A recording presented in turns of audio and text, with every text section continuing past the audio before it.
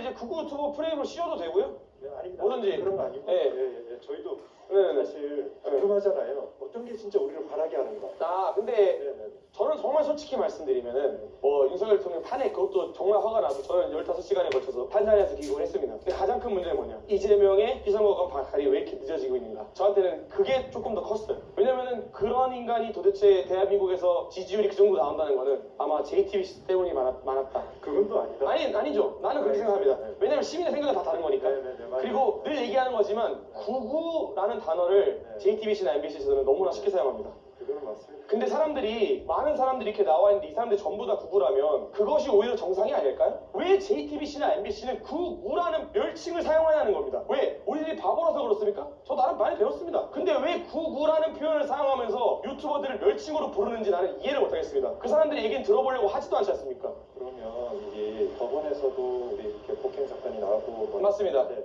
뭐 그게 뭐 옳다 뭐 저는 완전 그러다고 생각합니다. 그죠. 네. 그러잖아요. 근데 저희가 얘기를 조금 들어보니까 그 전까지는 되게 평화로웠는데 영장 발부 소식이 알려지고 나서 그렇죠. 이게 갑자기 많이 흥분을 하셨어 네네. 하더라고요. 뭐가 정말 우리를 화나게 하는 걸까요? 아마 이 마음속에 화남이 있으니까 그런 거잖아요. 우리 또 특히나 청년들의 화남 그런 걸 한번 저도 이제 나이를 좀 먹다 보니까 저는 지금 만 30살입니다. 20, 30대 같은 경우는 가장 중요한 게 결혼과 출산 그리고 경제입니다. 근데 그것에 대해 가장 크게 무너졌던 시대가 문재인 정부 시절이었다고 생각을 합니다. 그 결과로 우리 20, 30대가 감내해야 될 게 너무나 커졌습니다. 사회 불평등이 있는 와중에 특정 정치 세력들은 특정 이권을 위해서 특정 세대의 특정 성별만을 너무나 감싸줬어요. 그렇기 때문에 20, 30대 특히 남성분들, 일부 깨어있는 여성분들이 이 길거리에 나온 거라고 저는 생각합니다. 그리고 사람들이 깨어난 거죠. 왜냐면 포퓰리즘이나 돈을 푸는 행위들은 결국에 우리가 감내해야 될 빚이구나 라는 거를 지금 우리가 깨닫고 있지 않습니까? 저만 해도 제가 저희 동네에 얼마나 많이 망했는지 모릅니다. 내수가 망가져서요. 근데 그 내수가 망가진 이유가 윤석열 대통령이다. 그러기에는 윤석열 대통령이 지금 2년 반밖에 못했습니다. 문재인 정부 때문이라고밖에 볼 수가 없습니다. 문재인 정부 때문이라고밖에 볼 수가 없습니다. 속이면 안 된다는 겁니다. 언론들이 지금 이 현재 작금의 내수가 말라가는 상황의 책임을 윤석열 대통령으로 몰면 안 된다는 겁니다. 사실 우리가 생각을 해보면 우리가 예전에는 이 당도 미워, 저 당도 미워. 네네. 정치인은 다 미워. 우리하고는 관계없는 사람들이야. 네. 자기들의 이익만 얘기해. 네. 라고 생각할 때가 훨씬 많잖아요. 음. 그래서 예전에는 저 젊을 때 한 20, 30대 때는 네. 20, 30대는 정치에 관심이 없었죠. 그런 얘기가 정말 네. 많았어요.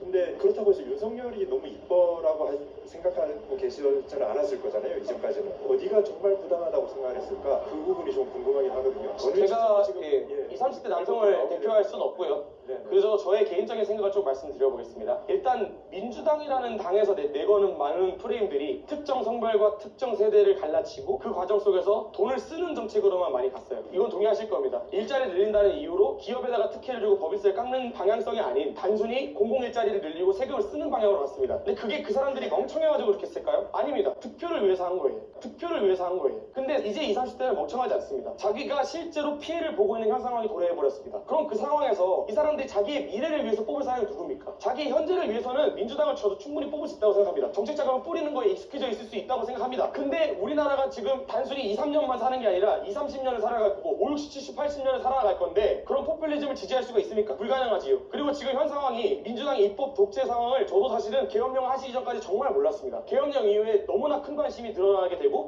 여기서 완전히 지금 장관 인사 탄핵부터 시작해서 행정부를 완전히 마비시키는 정책들만 입법안들만 내세우고 있구나. 양호부터 시작해서 정말 말도 안 되는 자본시장주의를 망가뜨리는 법률을 시행하고 있구나라는 걸 깨닫고 목소리를 내고 있는 것입니다. 계엄은 그러면 불가피했다고 보시는 거예요? 저는 아닙니다. 이건 아니에요. 계엄이라는 것은 불가피하지 않았고요. 당연히 다른 선택지도 있었지만 저는 윤석열 대통령이 평생을 검찰에서 몸담으면서 범죄와 싸운 분이라는 걸 잘 알고 있습니다. 근데 그런 분께서 이런 여파를 생각하지 않고 단순히 홧김에 계엄을 했을 거라고 생각은 절대 안 합니다. 본인께서 주장하시고 싶으시는 입법 독재와 부정선거와 관련된 내용들을 최대한 많은 사람들에게 알렸으면 좋겠다. 불가피하지는 않았지만 네네네. 적어도 그 심정이나 그 힘든 상황은 이해해. 정말 그렇죠. 될까요? 많이 이해하고 있죠. 그 결과로 현재도 아시겠지만 지지율이 역전이 되고 있습니다. 물론 이제 어떤 여론조사 기관에 따라 다르겠지만 실제 길거리에 나와보시면은 길거리 20, 30대가 제가 봤을 때는 지난 시간 중에 제일 많이 나와 있습니다. 특히 20, 30대 그 중에서도 남성들이 많이 나왔다. 많이 나와 있죠. 라고 얘기를 하잖아요. 그렇죠.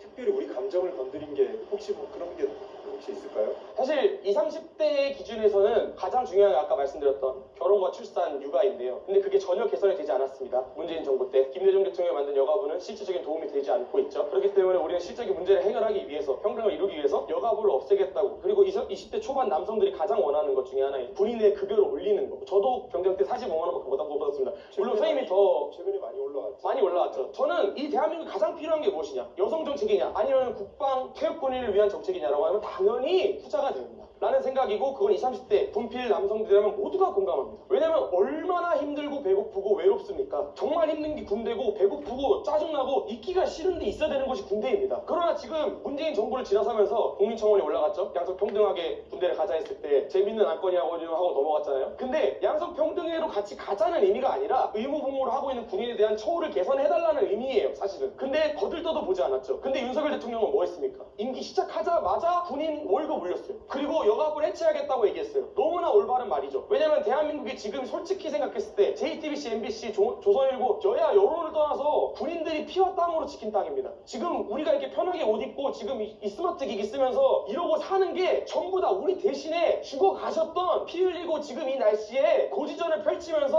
엄마 아빠 그리워하면서 17살, 16살부터 참전을 하셨어야 됐던 그분들 덕분에 계신 거예요. 예? 근데 문재인 정부에서는요, 그런 사람들을 개취급하고 그러면서 삶은 소대가리 들으면서 말도 안 되는 평화정책인 것처럼 하고서 또 속아가지고 남북 연락사무소 폭파됐죠. 예? 이게 정상입니까? 이게 정상적인 나라입니까? 그런 당을 지지할 수 있어요? 예? 이게 정상입니까? 이게 정상적인 나라입니까? 그런 당을 지지할 수 있어요? 그럼 우리 JTBC 이거 꼭 내야 돼. 꼭 내보내십시오. 알겠습니다. 네. 꼭 내보내십시오.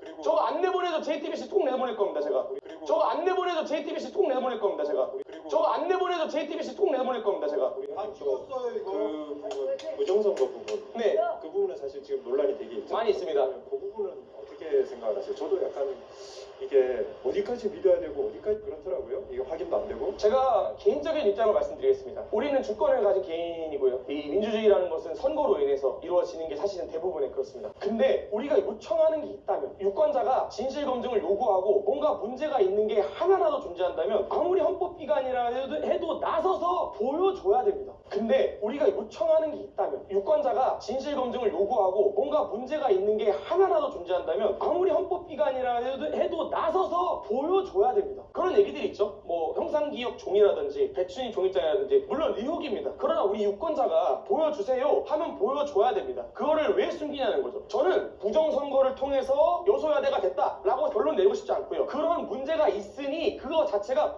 정확하지 않다, 부정선거를 통해서 민주당이 입법부를 먹었다가 아니에요. 그런 문제가 있는데 왜 우리한테 보여주지 않냐는 거예요. 그게 부정선거다는 거예요. 이해되시죠? 그런 문제가 있는데 왜 우리한테 보여주지 않냐는 거예요. 그게 부정선거다는 거예요. 이해되시죠? 이런 분들이 있습니다. 공격적으로. 아, 민주당이 사전투표를 득표를 해가지고 됐다? 그럴 수도 있고 아닐 수도 있지요. 하지만 이상한 게 많이 있지 않습니까? 왜 접힌 종이가 아니라 펴진 종이가 나오냐? 그리고 선관위에서는 왜 그걸 형상기억종이라는 실제 존재하지도 않는 종이라고 표현하고, 그리고 왜 1200명에 달하는 부정취업을 시키느냐? 이게 집중하고 싶은 부분입니다. 이해되셨나요? 총선의 진거, 국민의 선택일 수 있습니다. 저는 민주주의라고 생각합니다. 당연합니다. 근데 유권자가 요청하고 보자고 얘기를 하면 열어줘야 돼요. 근데 유권자가 요청하고 보자고 얘기를 하면 열어줘야 돼요. 열어줘야 돼요. 열어줘야 돼요. 열어줘야 돼요. 열어줘야 돼요. 사실은 또 여쭙고 싶은 게 있는 게, 우리가 보면 이쪽 진영에 선 사람들은 JTBC나 MBC를 믿지 않아. 그리고 이쪽 진영에 서 있으면 상대방 유튜버도 믿지 않아. 네. 저쪽 진영에 서 있으면 이쪽은 다 믿지 않아. 네. 어떻게 보면 요즘에는 양쪽 유튜버들은 가운데 있는 언론사를 다 믿지 않아. 그렇잖아요. 서로가 다 믿지 못하는 세상이 됐고, 실제로 저도 이렇게 보고 있으면 우리 기사들 중에서도 상당히 부당한 기사들이 있고, 있죠. 많이 있죠. 그리고 또 실제로 가짜뉴스들도 제법 많고, 일부는 사실이지만 어느 정도 추측으로 만들어낸 기사들이 대단히 많단 말이죠. 네네네. 이게 어떻게 생각하세요? 이게 우리가 근데 아마 서로 가짜뉴스야, 서로 믿지 마라고 얘기하고 있거든요. 이 현상을 어떻게 생각하세요? 우리가 어떻게? 제가 확실히 말씀드리겠습니다. 우리 보수 쪽이라고 얘기를 할게요. 저는 보수도 아니라고 생각해요. 네. 정답이라고 생각하기 때문에. 편의적으로 생각합니다. 네네네. 이 모든 가짜뉴스의 시작은 무엇이냐? 바로 김어준이에요. 이 모든 가짜뉴스의 시작은 무엇이냐? 바로 김어준이에요. 이 모든 가짜뉴스의 시작은 무엇이냐? 바로 김어준이에요.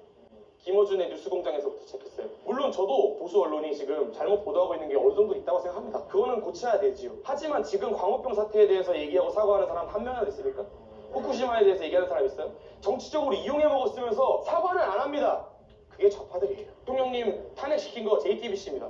그렇죠? 네. 근데 그때 보도했던 말도 안 되는 보도들 사과하거나 정정하신 거 있어요? 말도 안 되는 보도의 예를 조금 아니 뭐 인신공양을 했다느니 말도 안 되는 보도들이 몇 개가 있었으니까 그때부터 JTBC에서 재직하셨다면 아실 거예요. 거기 그때의 목적은 여당을 탄핵시키자 이거였을 거예요. 물론 저는 JTBC가 언론 보도 역할을 나름 잘하고 있다고 생각합니다만 너무 편한 게 있어요. 제가 구구일까요? 제 얘기를 처음부터 끝까지 들은 사람들이 저를 구구로 평가할까요? 아니면 나의 미래와 우리 조국의 미래를 생각하는 사람이라 생각할까요? JTBC에서 있으셔가지고 아실 거예요. 그러니까 편향됐다 가짜뉴스다 그 시작은 광우병입니다. 김어준 당신입니다. 김어준 당신입니다. 김어준 당신입니다. 김어준 당신이라고요. 김어준 너라고 너 다스베이더부터 시작해서 너 김어준 너라고 너 다스베이더부터 시작해서 너 그러면서 이제 와가지고 보수 세력에서 조금씩 반격을 하니까 우리도 해보자 해가지고 하니까 그게 가짜뉴스다? 민주 파출소를 만든다? 보수에서 가짜뉴스를 척살하겠다고 무슨 명박 파출소를 만든 적이 있나요? 그 당시에 이명박 대통령이 얼마나 고생을 많이 받았습니까? 가짜뉴스는 이쪽이나 저쪽이나 마찬가지. 마찬가지다. 거지만 시작은 민주당이 했다. 이거에 대한 반박이 불가능합니다. 거지만 시작은 민주당이 했다. 이거에 대한 반박이 불가능합니다. 성함이나